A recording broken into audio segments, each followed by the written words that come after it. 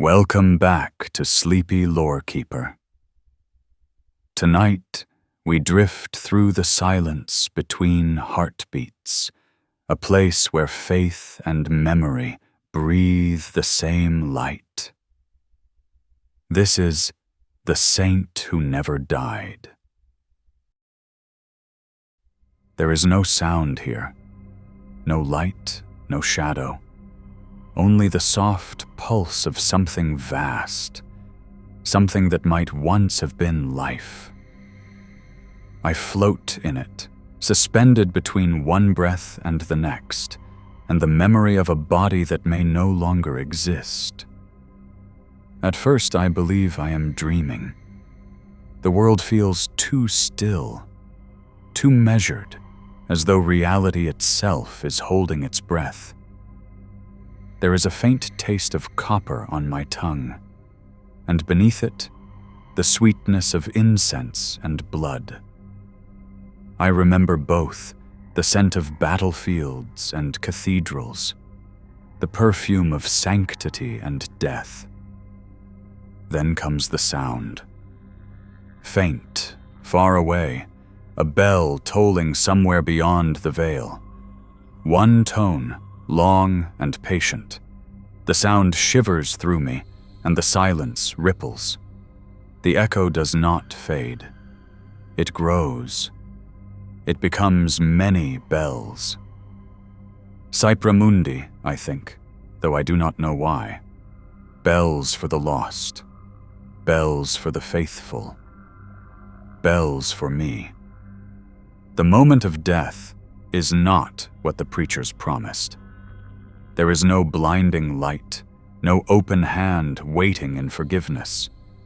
There is only awareness, cold, clinical, intimate, the last heartbeat that stretches into eternity and refuses to end.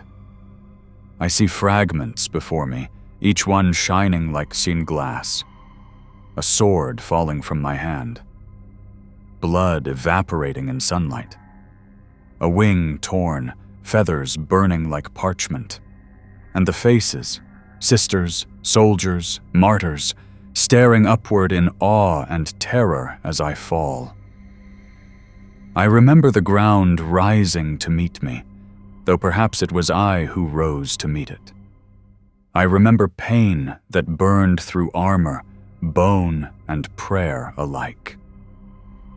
And then the stillness. The hush that followed. They said I died a dozen times before that. They said I returned each time with light in my hands. They said the Emperor's will called me back. I do not remember those returns. Only this one. The dream continues. I am lying upon something smooth, not stone, not metal, not earth. It glows faintly beneath me, shifting from gold to white to crimson, as though it cannot decide what truth to show. My armor is gone, yet I still feel its weight, pressing down like memory. When I lift my head, I see the horizon curve in upon itself, folding endlessly until there is no horizon at all. A sphere of light surrounds me, vast, silent, pulsing like the inside of a heartbeat. The rhythm matches mine. Or perhaps I match it. The first voice comes not as sound, but as vibration. You are not gone. The words are not words. They are movement through the air, the faint hum of thought without speaker. I try to answer, but no sound leaves my lips. My voice exists only as breath. I try to move. My hand rises slowly, scattering motes of gold that drift and dissolve like dust in sunlight. Each spark carries a memory. A prayer whispered in a burning cathedral. A hymn sung over the dead.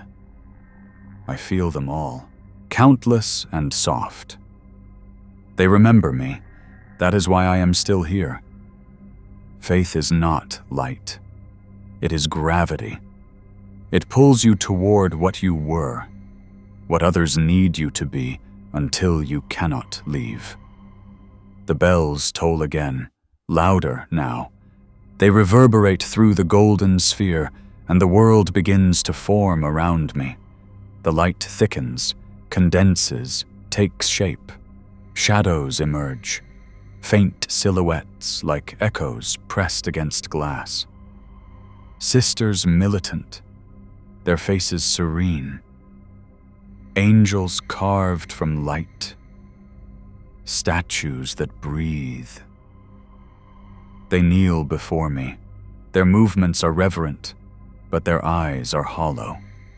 Their mouths move without sound, and yet I understand them. Each word vibrates through the air like a chord struck on a divine instrument. You are not gone. You are needed. You are the flame that does not fade. The chorus becomes unbearable. The light pierces deeper, washing through me until I can see my own thoughts reflected in it. I see all the times I died, not as moments, but as a single continuous gesture, looping endlessly. Each fall, each return. The same breath drawn again and again, until the boundary between miracle and punishment blurs. When I open my eyes again, I am standing.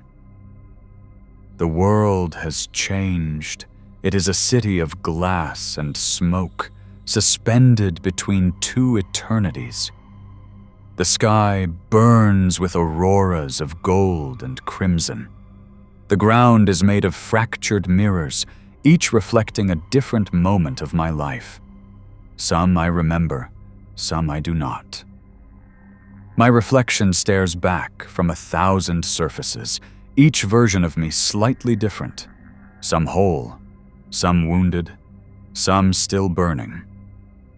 I take one step, and the sound echoes endlessly, as if the ground itself is hollow. The bells are distant now, fading into the rhythm of the light. I try to remember my name, not the one they chanted in hymns, not the title carved on marble or spoken in fear.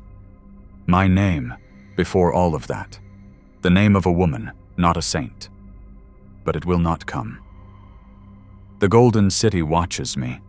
Every tower hums faintly, as though filled with unseen choirs. For a moment, I think I hear laughter. Soft, human, real. But when I turn, there is only the reflection again. In the mirror nearest to me, I see the battle that ended everything.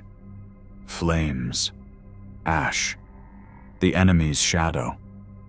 My sword raised in both hands, light spilling from every joint in my armor, my face calm, resigned. And then the impact, the flash, the fall.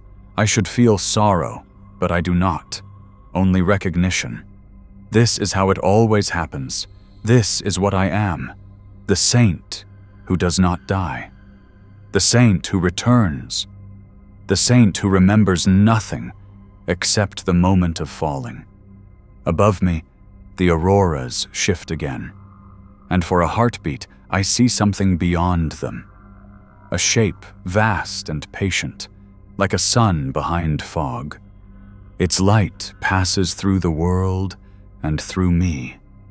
I cannot look directly at it, but I feel its warmth, steady and endless.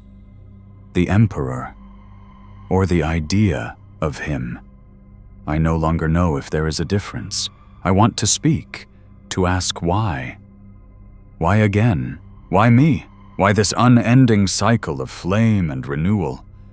But the light does not answer. It only glows brighter, until everything else dissolves. For a moment, I think I am ascending again, returning to the world of breath and blood. I feel the heat, the pulse, the distant roar of war beyond the veil. But something within me hesitates. It is not the Emperor who pulls me back. It is the prayers. Thousands of them, woven together like chains of light. Each one carries a name, a plea, a hope. They reach into the place where I linger and bind me to it. And I understand then, I am not resurrected by his will. I am resurrected by theirs. The faithful dream of me, and I become their dream. They remember me, and I take shape in their remembrance. Every whisper of Saint Celestine, protect us, is a thread. Every hymn, a heartbeat. Every tear, a drop of gold in the vessel that remakes me. The bells fade, the world dims. The light narrows to a single spark, small, fragile, trembling. It rests within my chest. It beats once, then again. And the dream changes. I fall upward, through light, through memory, through fire, and somewhere far away, in a city of ash and devotion, a corpse exhales. The saint breathes once more. There is no gentle awakening for the blessed, no breath of dawn or warmth of hearth to call me back. There is only the sound of crackling flame and the taste of smoke on a tongue that should not exist. I wake in ruin. The air is thick with ash, and the world is the color of dying embers. Bodies lie where faith failed them, sisters, soldiers, innocents, their faces turned toward the heavens they never saw. The sky above is blackened, the sun choked behind a haze of war, and somewhere within that darkness, I hear the hymn of engines, the distant roar of something still fighting. I do not move at first. I simply lie there, staring at the drifting ashes as they fall like snow upon my armor. Every flake that lands glows faintly before dimming. Fragments of prayers, cooling embers of devotion that had burned too bright for too long. My body remembers pain.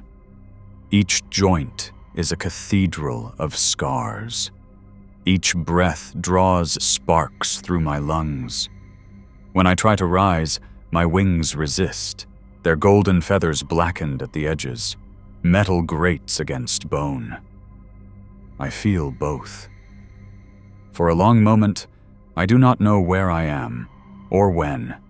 The world around me could be any battlefield, any age. The details shift in the haze. Banners I half recognize, ruins that seem familiar only because all ruins are.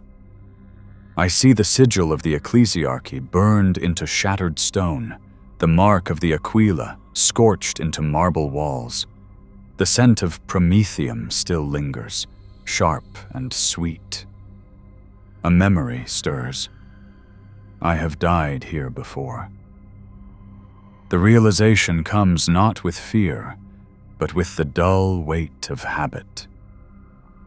There is nothing dramatic about returning to life when one has done it so many times that it no longer feels like resurrection, only repetition. The miracle becomes routine, and routine becomes penance. I rise slowly. My sword lies nearby, half buried in soot. When I lift it, the metal hums faintly, as if remembering what it once was, or what it has done. I look into its surface and see faces, fleeting and insistent. The faithful who died beside me, the enemies who fell before me, the woman I once was, the saint they made me. All of them flicker like reflections in restless water. The wind moves. It carries voices, whispers of litany and plea, tangled together until they form something almost like music. The living call to the dead. The dead answer in silence. I begin to walk. The ground cracks underfoot, brittle with heat. The world is still burning in places, though the flames seem tired, resigned to their slow decline. As I move through the ruins, I recognize the remnants of a chapel. Its dome collapsed, its saints defaced. A mural clings to what remains of the wall. The emperor enthroned in gold, his eyes raised to the stars. Half of his face is gone, burned away, leaving only blank stone where divinity once resided. I stop before it. For a moment, the silence feels heavy enough to crush. Was it here that I fell? Or was this merely another world, another war, another sacrifice mistaken for meaning? It no longer matters. The faith that surrounds me, even now, even after death, is as suffocating as the smoke. The prayers of the dying cling to me like chains, wrapping around my limbs, urging me to rise again, to fight again, to be their miracle one more time. I can feel them, each voice, each plea, threading through me, keeping the soul tethered to a body that would rather rest. It is not the Emperor's will that binds me. It is theirs. I kneel, pressing a hand to the scorched ground. Beneath the ash, I feel warmth, the last trace of battle, the residue of energy that does not wish to fade. There is holiness even in ruin. There always is. We build it there because we cannot bear the thought that loss might simply be loss. The fire shifts, rising for a heartbeat, as though in response to my thought. For an instant, I see shapes within it, sisters standing tall, weapons raised, their eyes alight with faith. The vision flickers, then fades, leaving only flame. Memory is treacherous. It offers comfort when none is deserved, meaning where there is only instinct. I should know. I am made of memory now. I leave the chapel behind and follow the sound of bells in the distance. Their tone is faint, irregular, carried by wind through the ruin. Bells are a strange thing in war. They are meant to call the faithful, but here they toll for ghosts. Each strike marks a soul passing into silence, though none of them ever truly leave. The path leads me through streets that once knew laughter. Statues stand where people once prayed. Some have survived the bombardment. Others are broken, their faces gone, their hands still raised in eternal supplication. It is strange how faith endures even after form fails. A figure waits near the end of the road. At first, I think it is another statue. Then it moves. A sister hospitaller, her robes burned, her face hidden by a cracked respirator. She kneels beside the body of another woman, cradling her head in her lap. The corpse wears power armor gilded with scripture. My scripture. I do not breathe. The hospitaller does not see me. Her lips move beneath the mask, whispering prayers for the dead. I watch as she closes the eyes of the body in her arms, then places 2 fingers to its forehead. The gesture is familiar. The sign of blessing. The sign of farewell.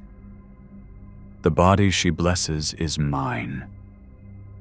The armor bears my mark, the fleur-de-lis etched in gold, the sword with its twin halos.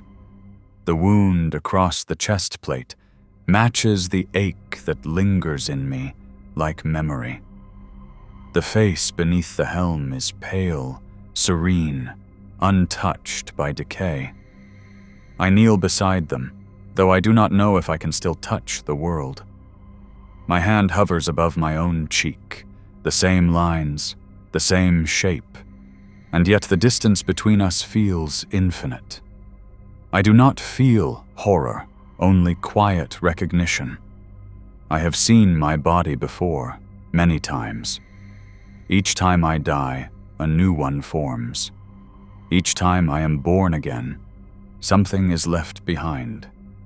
I wonder how much of me remains in the pieces scattered across 1,000 battlefields. How many fragments of my soul sleep within those corpses, dreaming of light that will never come. The hospitaller bows her head, whispering, "Saint Celestine, guide her soul." I almost laugh. I want to tell her that the soul she prays for has nowhere to go, that I am here, listening, suspended between the words she speaks and the silence that answers. But no sound will come. The dead do not interrupt the living. The light around me begins to shift again, a warmth building in the air, growing brighter, sharper. The scent of ozone mingles with ash. The wind stills. The bells fall silent. Then comes the voice. Not a human voice, not a divine one. Something deeper, resonant, vibrating through the marrow of the world. It does not speak in words, but in command. Rise. The command is not gentle. It tears through me like a spear of light, searing thought and memory alike. My reflection, the corpse in the hospitaler's arms, convulses. The air shudders. The flames around us surge into brilliance, no longer orange, but gold. I see the hospitaler stumble back, shielding her eyes. Her scream is lost in the roar of radiance. The body in her arms begins to move, joints cracking, wings unfolding from ruin. The light pours out of the wounds, shaping itself into motion, into me. I feel it happen from both sides, the dead weight of the flesh and the incorporeal pressure of the soul colliding in violent reunion. It hurts. It always hurts. To be remade is to be burned clean of forgetting. When the light fades, the corpse is gone. I stand in its place. The hospitaler kneels again, weeping with joy. Her voice trembles as she calls my name, repeating it over and over as if afraid it might vanish. I do not answer. My throat aches with silence. She calls it a miracle. I call it inevitability. There is no choice in this, no divine mercy. Only the pull of countless prayers refusing to let me rest. The Emperor's hand may steady me, but it is humanity's voice that demands I rise. The hospitaler looks up at me through her tears. I see devotion there, raw and beautiful, and it breaks something inside me. She believes so fiercely that she cannot imagine a world where I do not return. She would die for that belief. Perhaps she already has. I reach down and touch her shoulder. She flinches at first, then stills. My hand leaves a faint glow on her armor, a warmth that seeps into her. I feel her faith flowing through me, vast, luminous, endless. It fills the hollow spaces where my own faith has begun to thin. For a moment, I envy her, to believe without question, to see the miracle and not the mechanism behind it. When she lifts her gaze again, I am already fading. The golden light that remade me now begins to scatter, rising into the sky like dust caught in sunrise. My form becomes translucent, shimmering. The cycle begins again. The world dims. The bells resume their toll. Somewhere, far away, another battlefield calls. Another death waits to be rewritten. I close my eyes. The heat fades. The voice within the light whispers one last command. Not a word, but a feeling. Continue. And so I do. Not out of faith, not out of duty, but because I cannot stop. There is a place between light and shadow where prayers take form. It is not heaven, nor the warp, nor any realm a cartographer could name. It is a sea made of whispers, of belief condensed into substance, a place built by the dreaming of the faithful. And it is here that I walk when I am not alive, yet cannot die. The world around me breathes softly, pulsing in rhythm with something vast and unseen. The air is gold and silver, heavy with scentless incense. Shapes move in the haze, not creatures, not truly. Rather, they are the residue of thought, the silhouettes of devotion given fleeting weight. Angels half-formed, wings made of hymns, faces blurred by reverence. They hover at the edge of vision, always near, never whole. My wings are heavy. They drag behind me, half spread, trailing light that dissolves into ash as it touches the ground. Once they carried me above battlefields and through firestorms. Now they are remnants, symbols more than flesh or function. Each feather holds memory, and every memory burns. I do not know if this place is of the Emperor's making or of mankind's. Perhaps there is no difference. Faith, after all, is the alchemy that turns belief into reality. We imagine light, and the light appears. We beg for a savior, and one is born. The universe listens, and in listening, it obeys. The ground beneath me hums. It is not soil but glass, smooth, and faintly luminous, reflecting both the sky above and the void beneath. Each step I take sends ripples through it. Not water, not sound, but memory.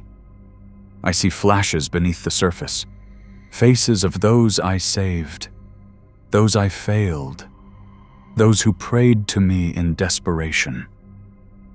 They look up at me from beneath the transparent veil, their mouths moving in silent praise or accusation. I cannot tell which. In the distance, something vast moves, a shadow shaped like a cathedral. Its towers rise and fall like the tide, built from light that forgets its own form. Bells hang from invisible spires, tolling without sound. The whole structure seems to breathe, expanding and contracting in slow rhythm, as though alive. I begin to walk toward it. The act feels less like movement and more like surrender. The world folds to meet me, reshaping itself with each thought. I wonder if this is what it means to exist as faith, to move not through space, but through meaning. As I draw closer, I see that the cathedral is not built of stone or metal. It is made of wings, thousands upon thousands, layered and interwoven, pale and radiant. Some are angelic, feathered and pure. Others are tattered, mechanical, the wings of seraphs long fallen. They beat in slow unison, like the respiration of a sleeping god. Between them, light leaks in thin streams, prayers escaping into the void. The doors of the cathedral are already open. Inside, the air is weightless. Gold dust floats in the gloom, catching the light in patterns that resemble constellations. I recognize none of them. At the center of the vast hall stands a figure, or perhaps many figures, overlapping, indistinct. Their outlines shimmer as though reflected in rippling water. One moment they seem small, human. The next, they tower toward the vaults, their forms merging with the architecture. I cannot see a face, only a radiance that flickers with impossible colors, like light refracted through tears. I know this presence. I have felt it in battle, in death, in the quiet moments between. It is not the Emperor, yet it is not apart from him. It is the echo that lingers after his silence, the shape that faith has given to hope. It speaks, but not in language. Its words come as sensations, the pressure of gravity, the warmth of sunlight through glass, the ache of memory behind the eyes. You are not whole. The statement is neither accusation nor comfort.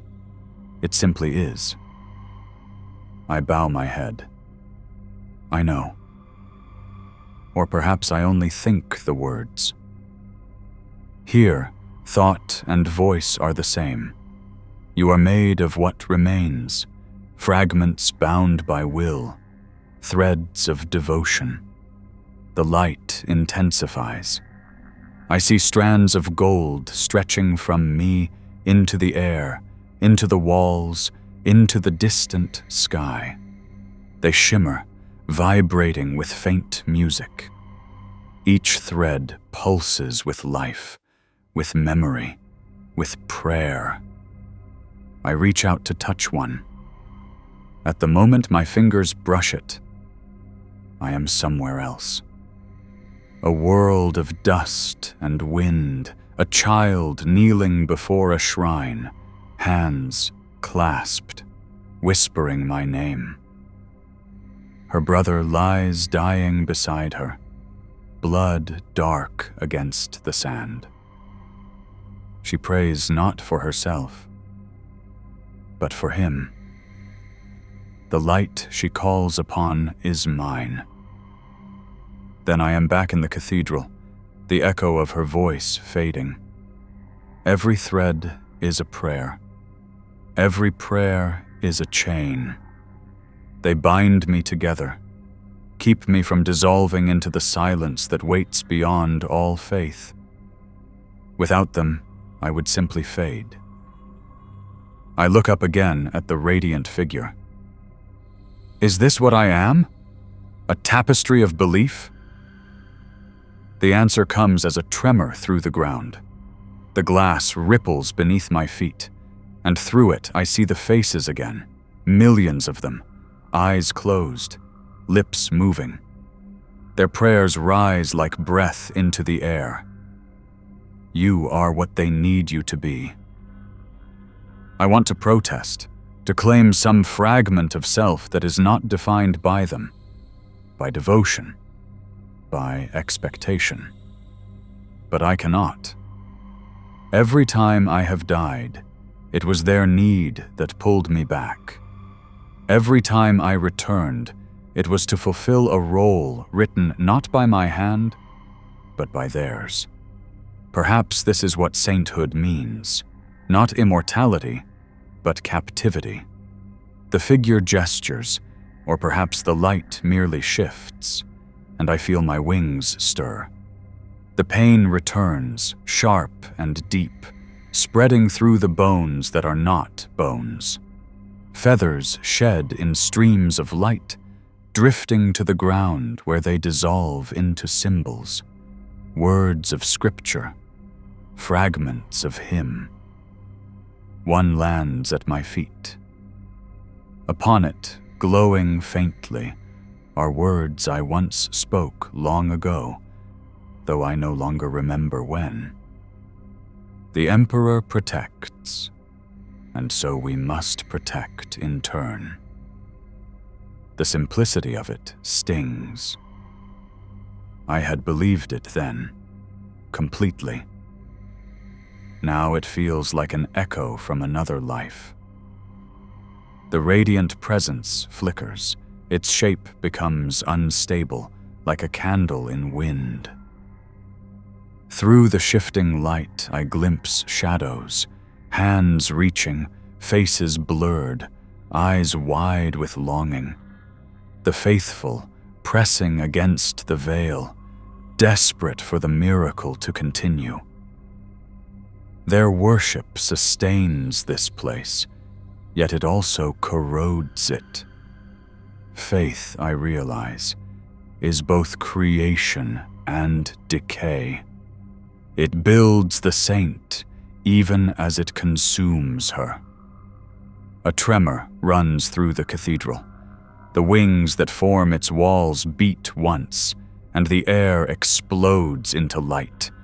I am thrown to my knees. The ground splinters beneath me, cracks racing outward in fractal lines. Through them, I see darkness, not the absence of light, but the deep pulse of the warp, roiling and hungry. The figure's radiance flares, struggling to hold the darkness at bay. The air fills with sound now. Thousands of voices, discordant, overlapping. Some plead, some scream, some sing. The hymn of belief becoming noise. I cover my ears, though it does nothing. The sound is inside me, vibrating through every nerve. My wings spread involuntarily, and for a moment I think they might tear free entirely. The pain is exquisite, a fusion of agony and awe. Then, suddenly, silence. The figure is gone. The cathedral has vanished. I am standing once more in emptiness, though this time it feels thinner, more fragile. The golden dust is fading, revealing cracks in the air itself. The threads of faith that bound me together shimmer weakly, their light dimming. I realize then that I am unraveling. Each time I return, I lose a part of myself. A thought, a memory, a feeling. The faith that rebuilds me cannot replicate what it does not understand. It remembers the saint, not the woman, and so, piece by piece, she disappears. I spread my wings, and for the first time, they feel light. The pain is gone. The feathers lift easily, shimmering faintly in the dying glow. They are beautiful still, though I know they are only illusions made solid by prayer. I take flight. The air rises to meet me, warm and weightless. Below me, the world of light and glass dissolves, folding back into the nothing from which it came. Above, the void yawns open, not black, but iridescent, swirling with the colors of 1,000 devotions. For a brief, impossible moment, I feel free. Not because I am alive, not because I am dead, but because, in this fragile instant between, there is no one to need me. No voice calling my name, no prayer holding me together. I hover there, wings outstretched, staring into the shifting expanse. It hums softly, a lullaby sung by galaxies. Perhaps this is what the Emperor hears when he dreams, the sound of 1,000,000 souls whispering at once. I close my eyes and let the current take me. The light washes over me, gentle now, cleansing. I think of all the lives that believed in me, all the faith that built me, all the pain that kept me bound. For the first time, I feel gratitude, not for the miracle, but for the meaning it once gave. And then, far below, I hear it again. A single bell. One tone, slow and heavy, cutting through the silence. Then another, then another. Each toll is a heartbeat. Each heartbeat is a prayer. The threads tighten, The light condenses. My wings stiffen, heavy once more. The world below begins to reform. Fire, smoke, stone. A battlefield. The dream is ending. I open my eyes, and the golden sea fades. The saint is called again.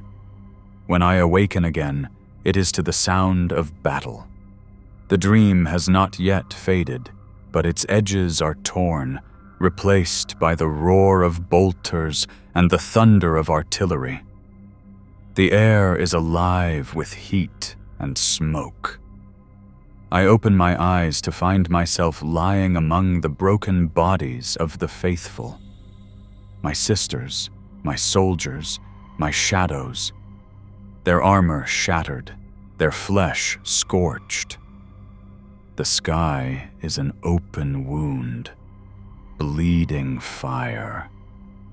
I draw breath. It rattles like metal dragged across stone. My lungs remember the weight of ash, though they are no longer lungs at all. My armor is new, or newly restored, radiant once more. Gold and white, unmarred by the soot that surrounds me. I can feel the warmth of the miracle still clinging to me, though I no longer know if it comes from the Emperor's grave or from the residue of 1,000 desperate prayers.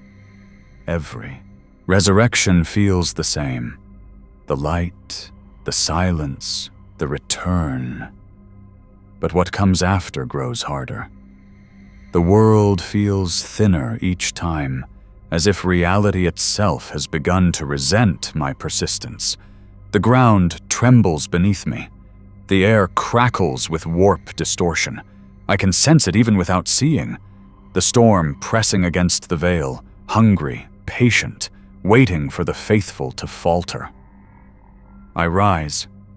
The motion is automatic now, ritual, instinct, a cycle without beginning or end. My wings unfold with a hiss of heat, scattering ash like snow. Somewhere behind me, the sisters who still live see the motion and begin to chant. Saint Celestine, the living light, the Emperor's hand upon us. Their voices shake, cracked by smoke and terror, but they rise nonetheless. Each syllable burns. Each word is a match struck against the darkness, and I feel their belief like chains wrapping around my soul, pulling me forward once more. The enemy waits beyond the ridge. I do not know their name. Heretics, mutants, Xenos, it makes no difference. There is always another foe, another unbeliever, another tide to break upon faith. I ignite my blade and step through the fire. The light carves through the smoke like dawn through fog. I see faces twisted in hatred, eyes glowing with the color of corruption. They recoil at first, then surge forward with renewed fury. The scream of lass fire and the clang of metal drown out thought. In the first moments of battle, I am always whole. Purpose fills every fracture. Pain becomes clarity. The sword sings. The wings flare. The golden light cuts through the night. They fall before me, one by one, until the world becomes a blur of motion. The endless rhythm of creation and destruction, of faith and blood. I no longer know how many I strike down. I only know the warmth of their deaths against my skin, the hiss of prayers dissolving into screams. But in the gaps between movement, the dream returns. The cathedral of wings, the voices whispering, "You are not whole." A blade pierces my armor.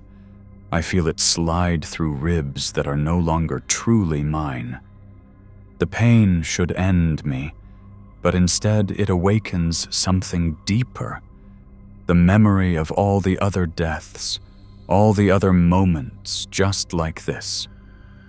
Each wound a verse in an endless hymn of martyrdom.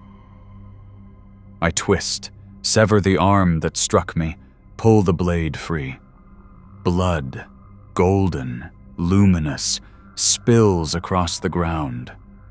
The sight of it drives the faithful mad with devotion.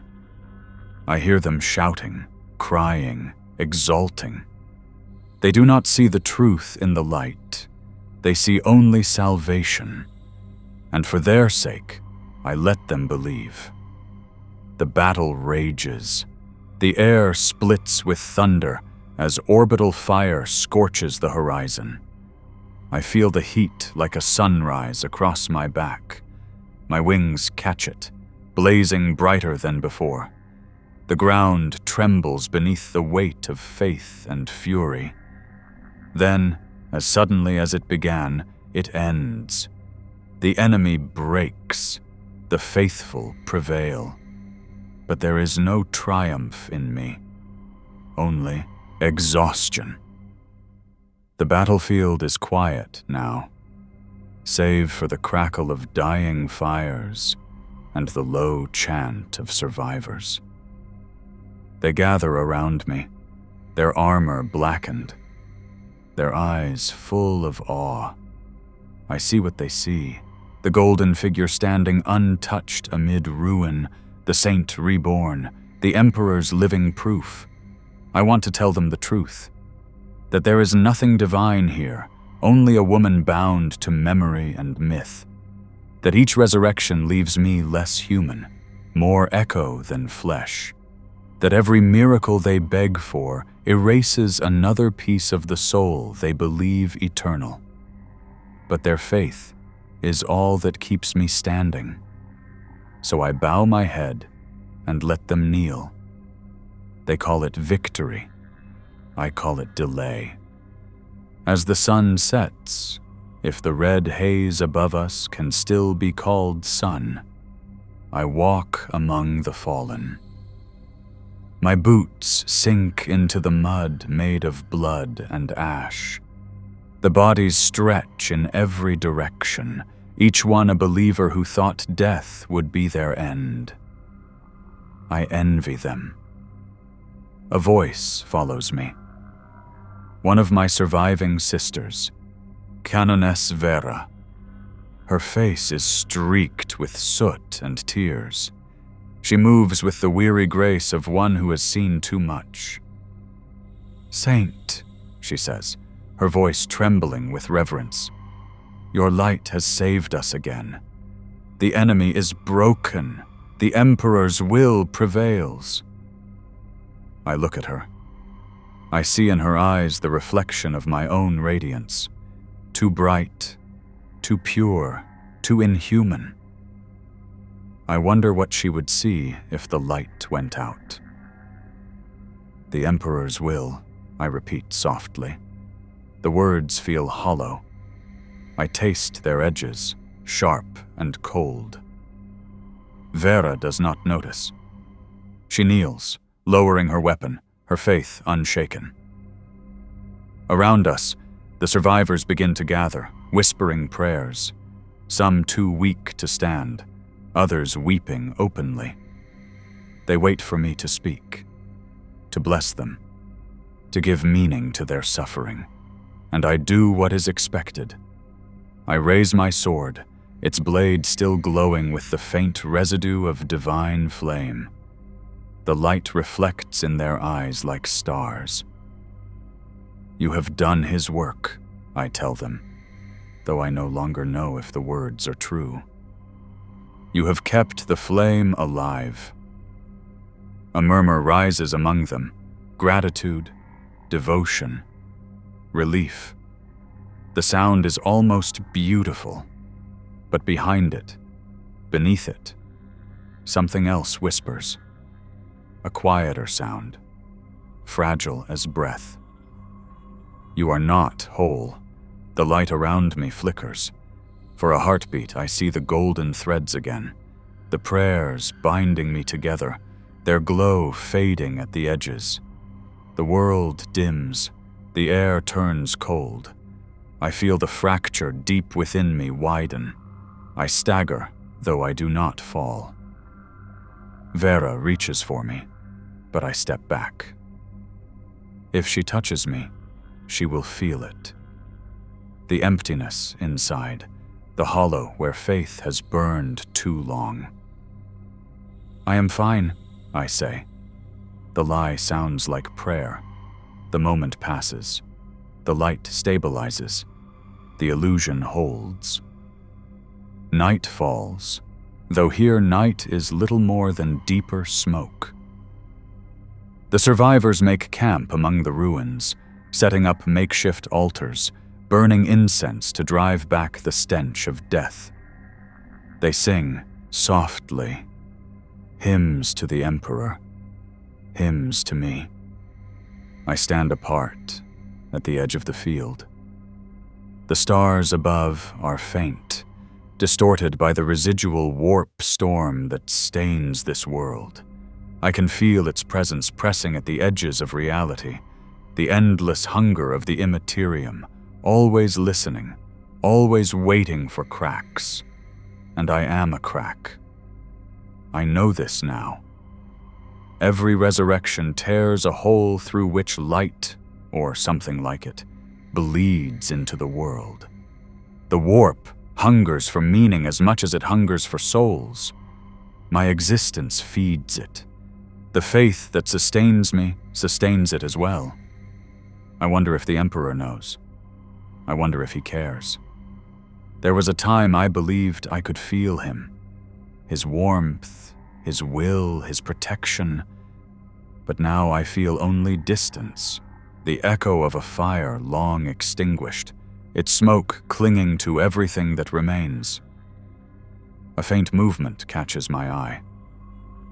Among the dead, one still breathes. A young novice, barely more than a girl, her armor too large for her frame. She lies beneath the body of a fallen sister, her face pale, her eyes open. When she sees me, her lips move. "Saint," she whispers, voice barely audible. I prayed for you. I prayed you would come." I kneel beside her. The wound in her chest is deep, mortal. I can smell the iron of her blood, the sweetness of death already near. Her hand reaches toward me, trembling. "Did he hear me?" she asks. The question pierces deeper than any blade. I could tell her the truth, that prayers are not answered, only echoed. That faith does not summon gods, it builds them. That I am here not because he willed it, but because she and others like her needed me too much to let me go. But I cannot take that from her. "Yes," I say softly. "He heard you." Her eyes close, a faint smile on her lips. She exhales once, and then she is gone. The air shivers. For a moment I feel the thread of her prayer unwind, rising upward like a spark. It joins the others, feeding the light that binds me. Another soul to hold me here. The realization should bring comfort. It does not. I stand again, looking down at the stillness she left behind. Her small, broken body lies like a question the universe refuses to answer. The wind moves through the ruins, carrying the faint scent of burning oil. The horizon glows faintly, the aftermath of bombardment, or perhaps the dawn of another war. My wings unfold again. Gold light spills across the field, washing over the dead, the dying, the devout. Some stir in their sleep, mistaking it for morning. I want to let them believe that. The light rises higher, dissolving into the clouds. I feel myself lifting again, drawn upward by something unseen. The air grows thin, the stars sharp and distant. The world falls away beneath me, a sphere of smoke and prayer. The voice returns, the same one that has followed me through every death, every dream. Continue. I do not answer. There is nothing left to say. The wind tears through my hair. My wings flare brighter, burning away the last traces of the battlefield. Below, the survivors look up, raising their arms, crying out my name. Their faith reaches me even here. It fills the void where thought used to be. And for a moment, a brief, merciful moment, I stop wondering whether the light that carries me upward is salvation or damnation. It no longer matters. I am the flame that cannot rest, the martyr who never ends, the saint who never dies. And as the world fades into gold once more, I understand that the Emperor's greatest miracle was not eternal life, but eternal purpose. And purpose, I think, is a far crueler mercy than death. There is a silence beyond faith. It is not the stillness of death, nor the quiet of peace. It is the space left behind when every prayer has finally faded, when even memory forgets to echo. It is where I awaken now.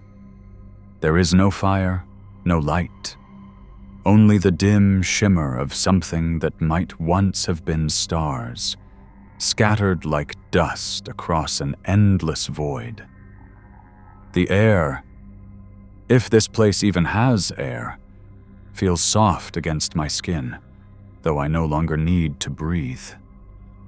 Every movement seems weightless, slow, as though the universe itself has paused to think. I do not know how long I've been here. Time does not move. There is no pain, no war, no voices crying my name. For the first time since I can remember, perhaps since before memory itself, I am alone. I walk. The sound of my footsteps is the only noise, though it makes no echo. The ground beneath me is neither stone nor soil. It is smooth, faintly luminous, like glass beneath shallow water. The stars above shift as I move, bending and rippling, as though the act of walking disturbs them. It feels like I have stepped between worlds, into the space where belief has yet to form, where meaning has yet to decide what it will be. The silence here is not absence. It is possibility. At first, I fear it. Then I begin to understand. The threads that once bound me, those golden cords of prayer and devotion, are gone. I cannot feel them tugging at my soul. The weight that held me to existence has been cut. For the first time in an age, I am not being called, not being needed. It is an unfamiliar freedom. I kneel and run my hand across the smooth surface beneath me. It ripples faintly, reflecting my face. The image is distorted, blurred by light that seems to come from nowhere. For a long moment, I do not recognize myself. The face that looks back is not the golden icon the faithful carved into cathedral walls. It is older, weary, the lines of countless lifetimes etched deep around the eyes. My hair, once radiant, now hangs pale and dull. The light that once clung to my skin has dimmed to a faint glow, like the last embers of a dying fire. And my eyes, they are not gold anymore. They are gray, human. The realization makes me tremble. I did not know how much I had missed this. The weight of imperfection, the fragility of being merely flesh. Perhaps this is what peace feels like. Not the blinding radiance of transcendence, but the dim warmth of smallness. I rise again and begin to walk toward a faint glow on the horizon. It is not the light of the Emperor, nor the fire of war.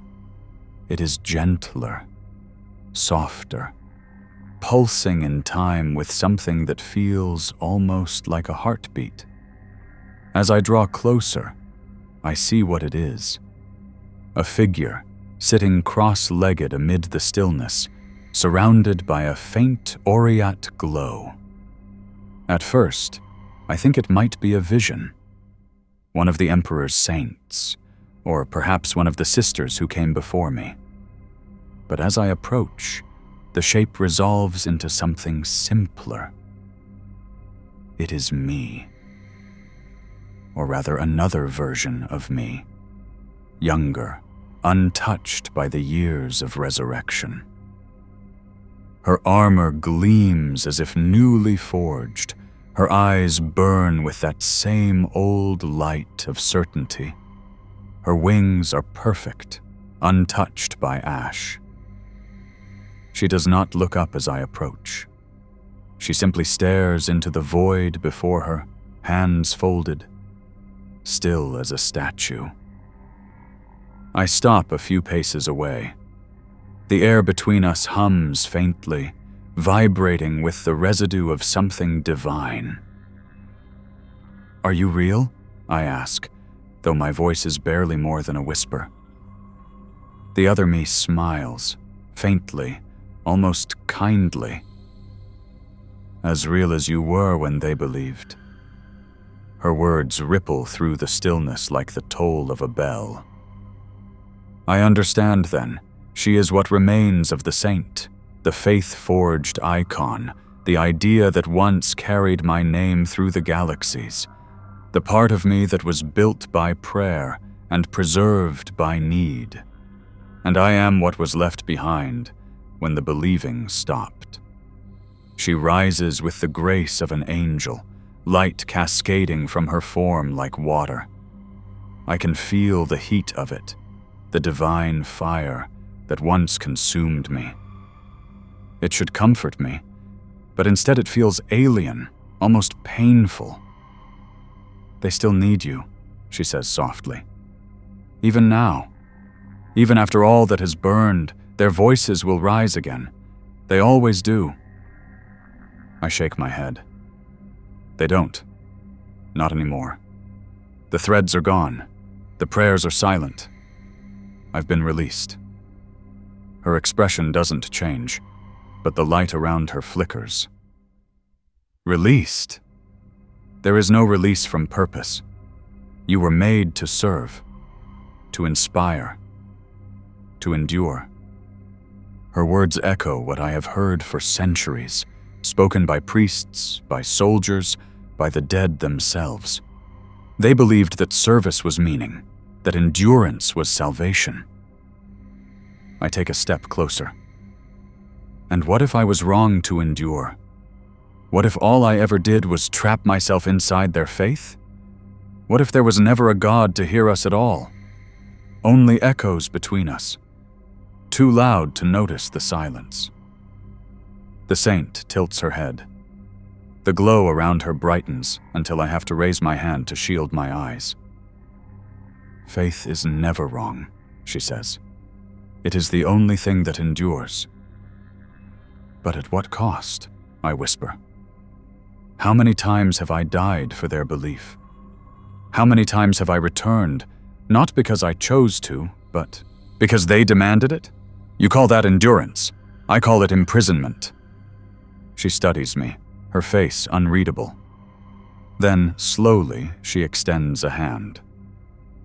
"Come back," she says. "The galaxy still burns. The faithful still cry for salvation. Without you, their hope will falter. Without you, they will forget the Emperor's light." I look at her hand, radiant, trembling slightly. The glow around her pulses in rhythm with my own heart, as though the universe itself is waiting for me to decide. I want to take it. I want to believe that my suffering meant something, that the endless cycle of death and rebirth was not just the machinery of faith grinding itself into eternity. But I remember the child on the battlefield, the way her hand reached for mine as she died, asking only if her prayer had been heard. She never needed a saint. She needed mercy, and mercy is not divine. It is human. I lower my gaze.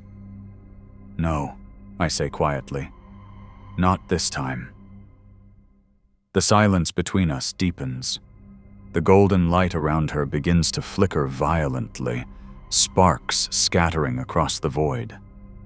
For a moment she seems to waver, her form twisting, unraveling at the edges like a reflection in water.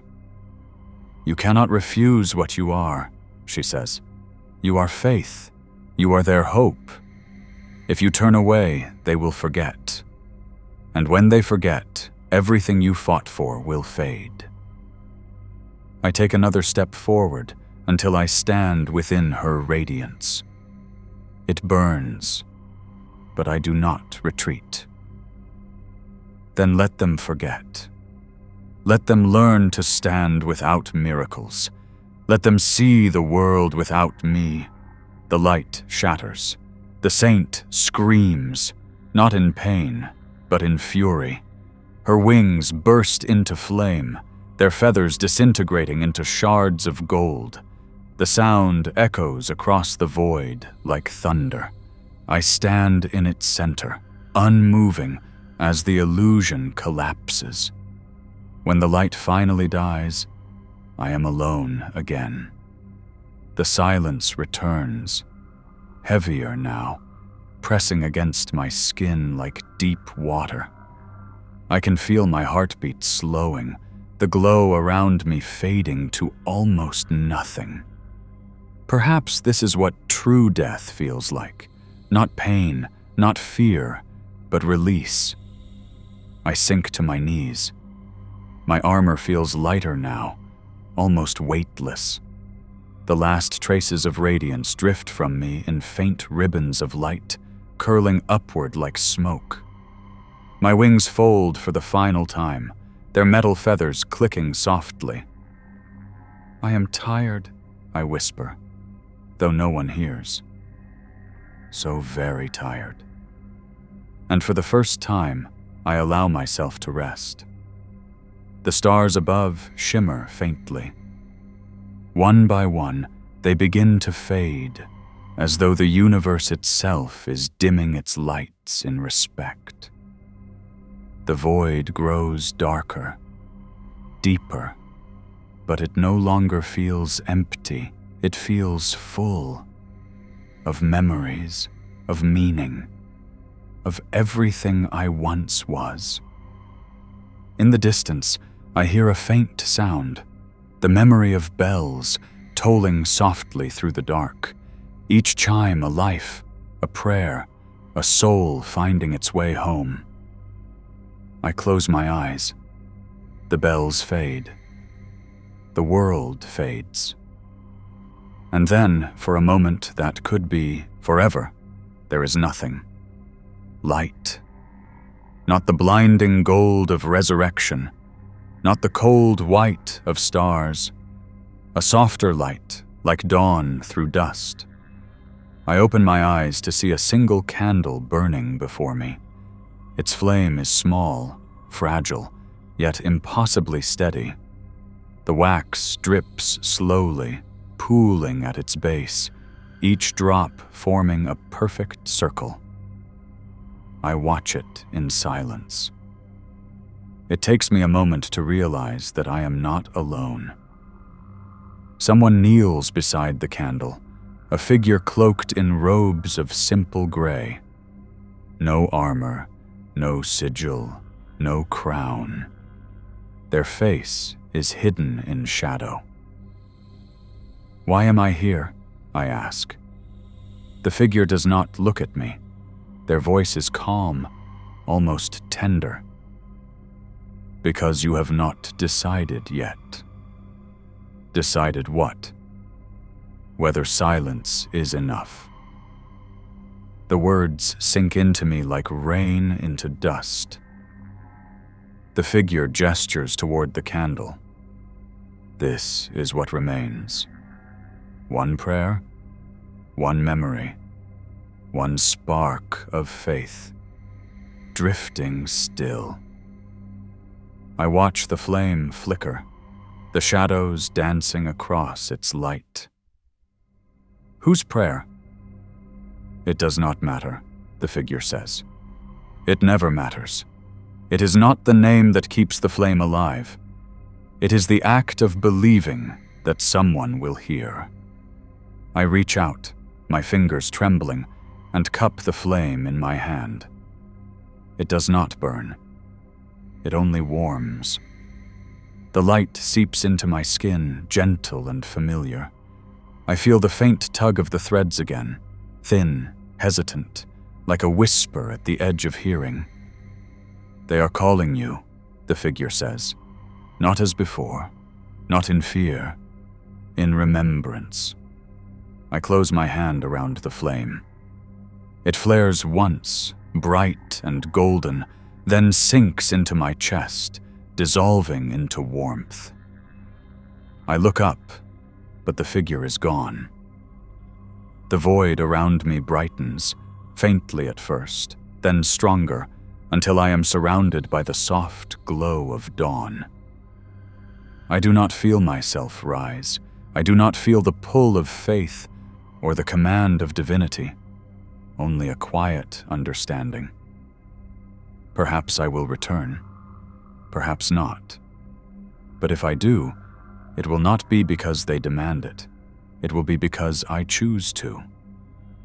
The light swells, washing over me. I feel the weight of the wings behind me again. Not heavy now, not divine, just mine. They open with the sigh of old steel and forgotten prayers. For the first time, I am not afraid of what comes next. The void dissolves into gold. The candle's warmth lingers in my chest.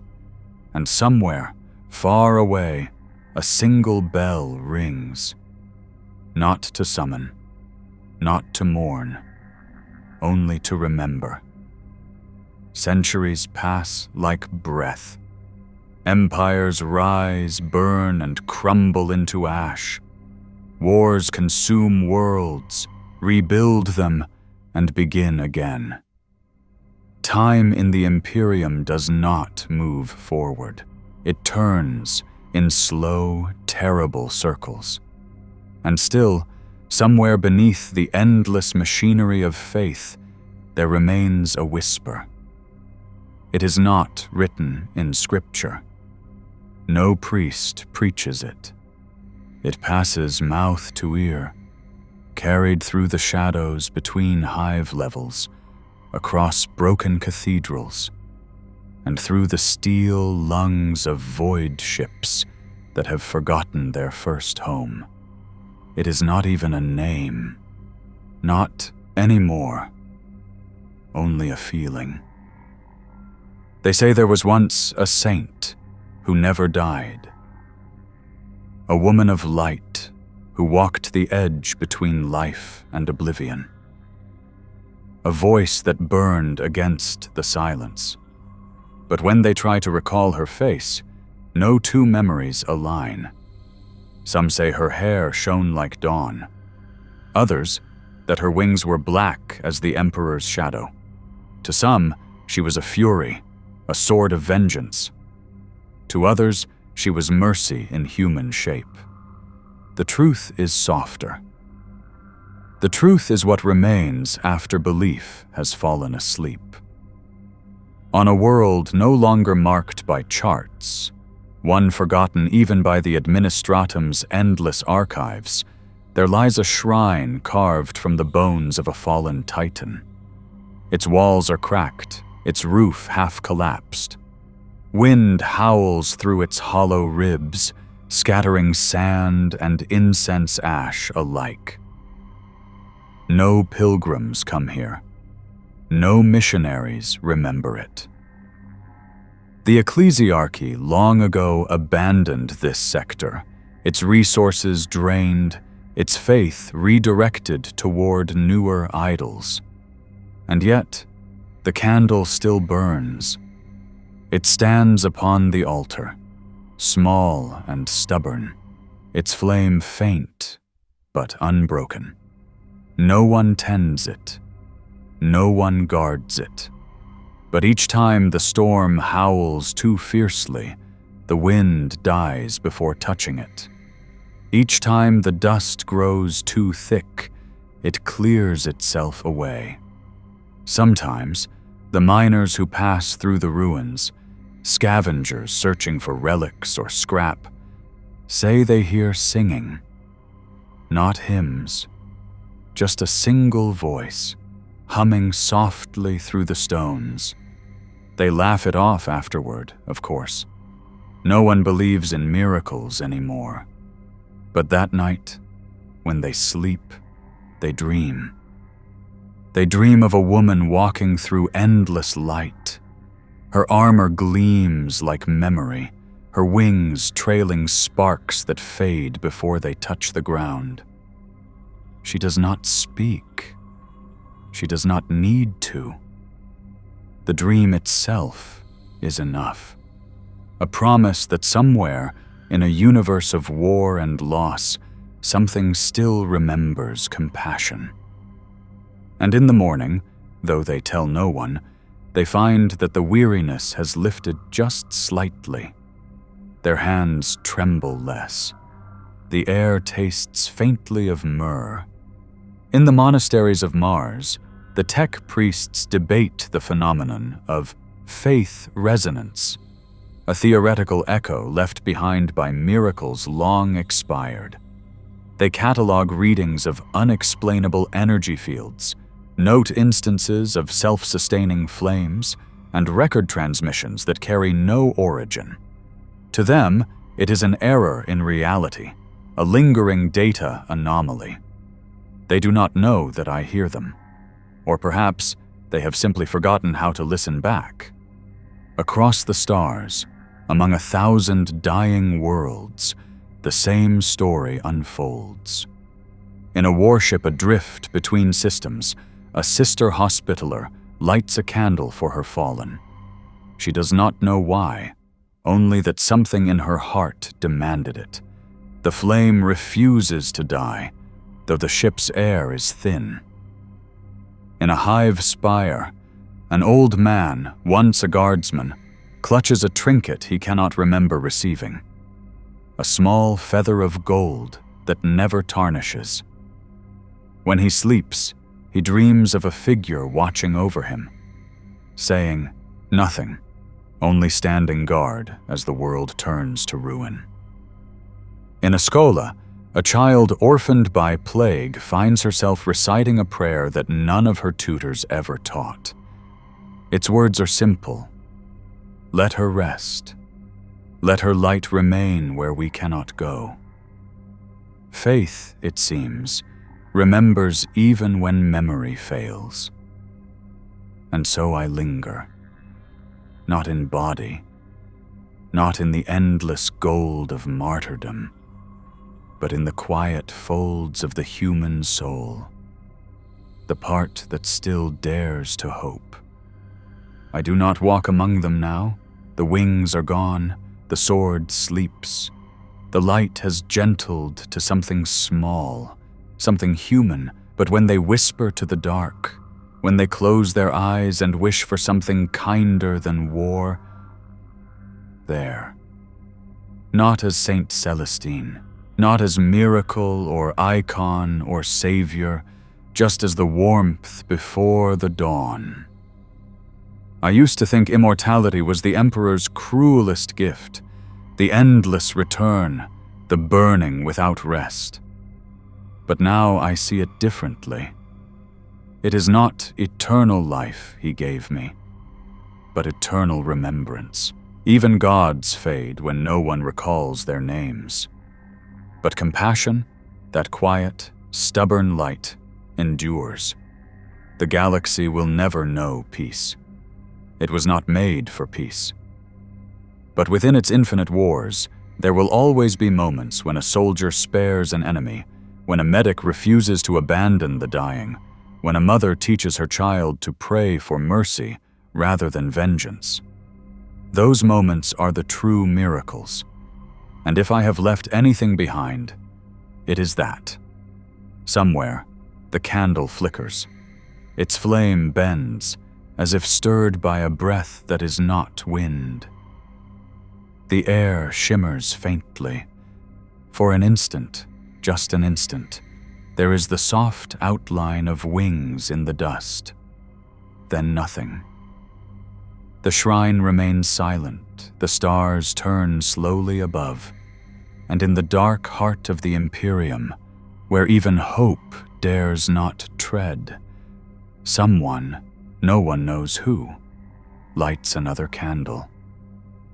Its light joins the first, and the quiet hum of the universe deepens, as if remembering a song it had once forgotten how to sing. A song of faith, yes, but softer now, kinder. A song not of command or fear, but of memory. The prayer without a name continues, and I, the saint who never died, listen, not from heaven, not from war, but from the stillness between them. And that, at last, is enough.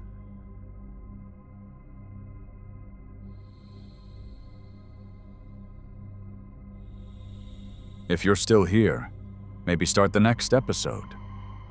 Or just let the quiet take you. And if you've already drifted off, that's all right. Good night, traveler. Sleep well beneath the stars.